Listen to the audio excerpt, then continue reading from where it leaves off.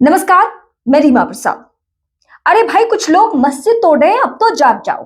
दिल्ली में सिर्फ इस एक लाइन से कैसे भगदड़ की स्थिति हो गई और किस तरीके से पुलिस और मुस्लिम समुदाय आमने सामने हो गए, ये मैं बताने जा रही हूँ। दिल्ली के तुर्कमान गेट के पास फैज़े इलाही मस्जिद को लेकर कुछ लोगों ने अफवाह फैलाने की कोशिश की, और यह अफवाह एक वीडियो के जरिए।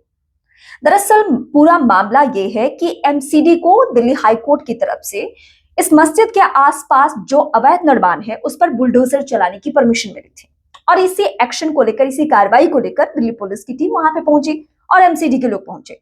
लेकिन इस बीच कुछ लोगों ने सोशल मीडिया पे इस तरीके से भड़काऊ पोस्ट वायरल कर दिए, और जिससे कि धीरे धीरे लोग वहां पे इकट्ठा होते चले गए, और इस सूरत में पुलिस के ऊपर पत्थरबाजी की जाने लगी।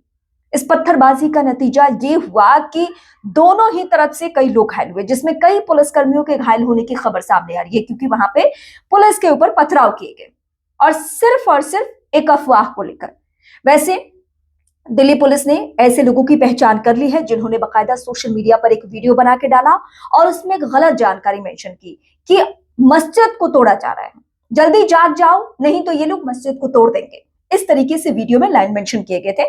पुलिस ने उनकी पहचान कर ली है और जल्द से जल्द उनकी गिरफ्तारी के साथ उनके ऊपर एक्शन होना है। लेकिन सवाल यह है कि देश की राजधानी दिल्ली में इस तरीके से अफवाह और नेताओं का भी शह मिला, इस भीड़ को, इस समूह को, इस समुदाय को नेताओं का भी शह इसलिए मिला क्योंकि ये इस अफवाह में सिर्फ आम लोग नहीं आए थे, बल्कि कुछ पार्टियों के नेता भी आ गए थे, और वो भी मौके पे पहुंच गए थे, और मौके पर पहुंचकर हो हंगामे की सूरत बन गई।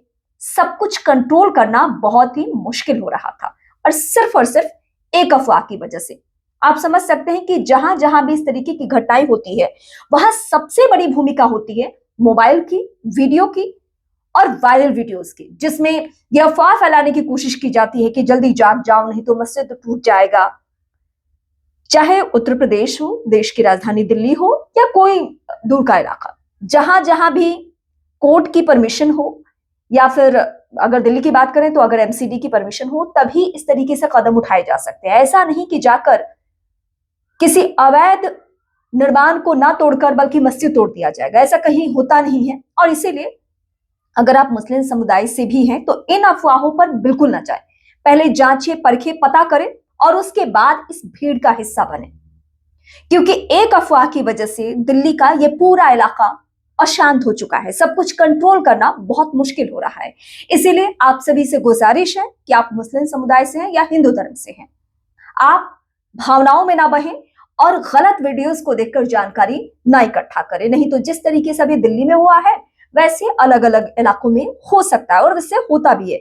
जहां जहां भी आप भगदड़ की स्थिति की खबरें सुनेंगे, या जहां भी आप अवैध निर्माण या बुलडोजर चलने की खबरें सुनेंगे, ज्यादातर मौकों पर जब पुलिस और लोगों के बीच में पथराव की नौबत आती है तो वहां सबसे बड़ी भूमिका अफवाह की होती है, और दिल्ली की भी इस घटना में अफवाह की ही भूमिका रही।